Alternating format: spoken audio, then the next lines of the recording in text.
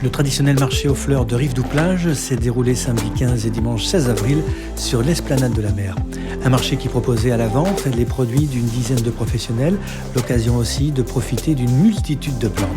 La communauté de communes de l'île de Ré proposait de découvrir 2 stands, l'un consacré à la biodiversité et l'autre au tri sélectif. Île de Ré TV s'est faufilé dans les allées des stands pour s'intéresser d'une part au travail d'Agnès Lacoste, céramiste spécialisée dans la technique du raku, et nous avons aussi découvert Marie de l'association Graines de Troc qui agit pour la défense de la biodiversité, mais pas que.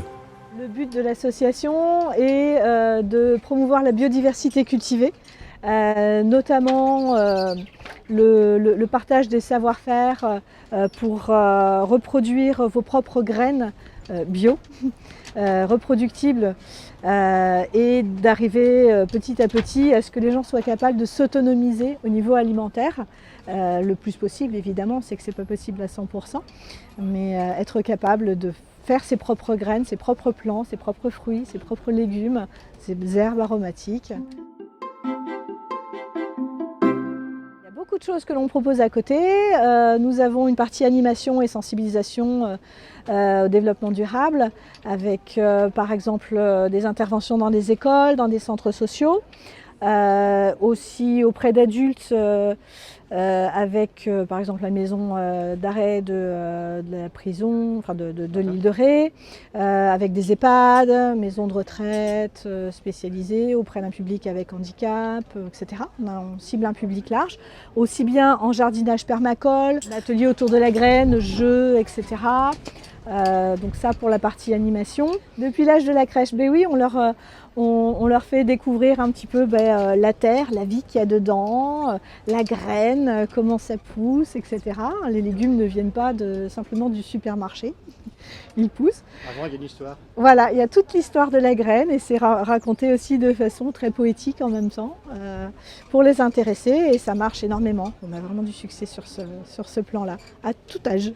On est aussi spécialisé dans la conservation variétale, c'est-à-dire qu'on recherche les anciennes variétés ou les choses qui sont assez rares pour les reproduire au maximum et pouvoir les ouvrir au public. Alors, dans les variétés du Poitou-Charentes, vous avez par exemple la tomate orange bourgoin qui vient de l'île d'Oléron, d'un conservateur, M. Bourgoin. Vous avez la tomate Saint-Jean d'Angély qui ressemble à la cornue des Andes, mais sans les désavantages, on va dire.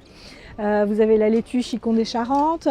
Le melon charentais bien sûr, la laitue Kléber, le poireau gros jaune du Poitou. On a beaucoup de variétés comme ça, même des coffrets d'ailleurs qui sont dédiés sur certains thèmes.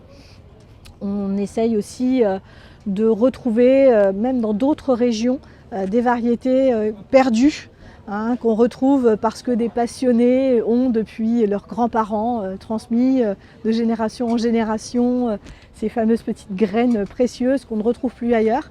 On essaye, quand on nous en confie, de les multiplier et de pouvoir les réadapter puisqu'elles sont exactement adaptées à leur sol, à leur climat. Donc rien de meilleur finalement que de reproduire ce que la nature fait par elle-même, tout simplement. Vous avez aussi toutes nos informations, nouveautés sur notre site internet, donc www.graines au pluriel, G-R-A-I-N-E-S, de troc tout attaché.fr. Île de Ré TV, l'actualité rétaise. Je m'appelle Agnès Lacoste, je suis céramiste, je fais du raku. Alors le raku, c'est une technique d'émaillage très particulière, japonaise, du XVIe siècle, qui était liée au départ à la cérémonie du thé. On fabriquait les bols à thé de cette façon. Et cette technique a parcouru les âges, et aujourd'hui on s'en sert pour toutes sortes de choses. Moi, je m'en sers sur des pièces utilitaires. Donc la technique du raku est une technique particulière, effectivement. On va sortir toutes les pièces à 1000 degrés. Donc il y a d'abord une première cuisson, comme tous les céramistes, qui va biscuiter, qui va durcir la pièce. Et ensuite, nous allons faire une deuxième cuisson une fois que nous avons émaillé les pièces. La seule différence par rapport à tous les autres céramistes, c'est que nous, on défourne à chaud. Donc on ouvre le four à 1000 degrés et on va sortir les pièces. Vous imaginez bien qu'entre 1000 degrés et la température extérieure, il y a un choc thermique. Et ce choc thermique va craqueler les pièces en surface. Ça s'appelle du tressaillage. Et nous, on va révéler les craquelures en enfumant la pièce. Donc moi, j'utilise des feuilles de mon jardin ou du papier journal. Mais ça peut se faire avec du bois, tout ce qui brûle en fait. Et donc ça va nous permettre de révéler les craquelures aux endroits où on veut les révéler sur la pièce et donner une esthétique très particulière. Et j'ai rencontré quelqu'un en fait qui faisait du raku il y a 15 ans. Je ne connaissais pas du tout cette technique et qui m'a initiée. En fait, j'ai travaillé pendant 2 ans avec cette personne qui m'a dit un jour tu as des idées, tu devrais développer ça. Et donc c'est comme ça que je suis tombée dedans et que j'ai développé, que je me suis mise à en faire mon métier.